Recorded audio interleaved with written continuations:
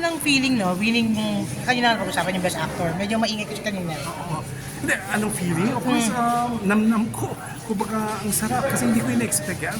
Pareho kami ni Vilma. Nag-uusap nga kami na nagbibigay ng mga nominations. Sabi namin nandito kami kasi nga gusto namin supportan ang Film Academy of the Philippines. Tapos yung Win Awards, of course, nominated kami. Pero more than that, more than the award, supportahan kasi na-miss namin ito na kami yung mga nagsimula nito 1981. So, tapos nawala na. Diba? Marami ng mga kasamahan tayo at mga yung hari natin. Mga nawala na lahat. So, talagang malaking nostalgic, very nostalgic. Tapos nanalo ka pa. Ito may sinasabi ko, ito namnam ko na award. Kasi galing ito sa mga colleagues ko. Galing ito sa mga manggagawa talaga na bawat guild na nandiyan dyan. Maaaring hindi ko kilala yung iba, pero siyempre, malaki ang respeto ko sa kanila. Kapag pili nila na maging best actor. Kuya, di ka nung feeling na nanalo ka si Miss Maricel and si L.A. in this movie, no? Kaya nga sabi ko, sinishare ko kay Maria kasi nung nanalo din siya, di ba? Sinelia, adik, sabi niya, ate ito. So, masaya ako. Kasi sabi ko, sinishare ko rin sa kanya. At syempre, kaya LA sa buong cast ng pelikula. Pero natutuwa akong i-share kay Maria kasi yung collaboration namin. At the same time, nagulat ako na sinabi niya sa mic na, Dick, atin to.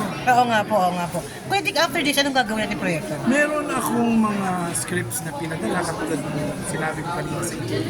May mga scripts na yung isa yata na-approve ko na, so aabangan ko na lang kung anong gagawin nila. So may mga scripts na pag-aaral gagawin.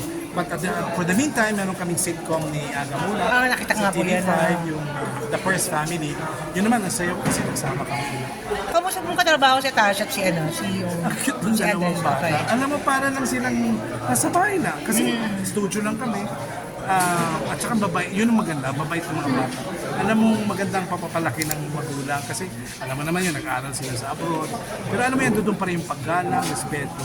Talagang alam mong ugali nila Shailene at Aga pinagsama. Nakikita niyo ba talaga matatagal sa show business? Talagang decided na mag... Yan lang ako hindi sure ha. Kasi kung magustuhan sana ni Atasha at saka ni Andes, okay lang. Kaya lang, di ko rin alam kasi baka may weight din yung pinag-aralan nila sa abroad, di ba? Si Atasha kasi alam mo smart, both of them are smart. So, Hindi mo alam. hindi mo alam kung hanggang kailan niya gagawin yun. Kuya Dick, I don't know ha, kung okay lang na sagutin mo o hindi ha, kasi kung ayaw mo sa kaya, okay lang din.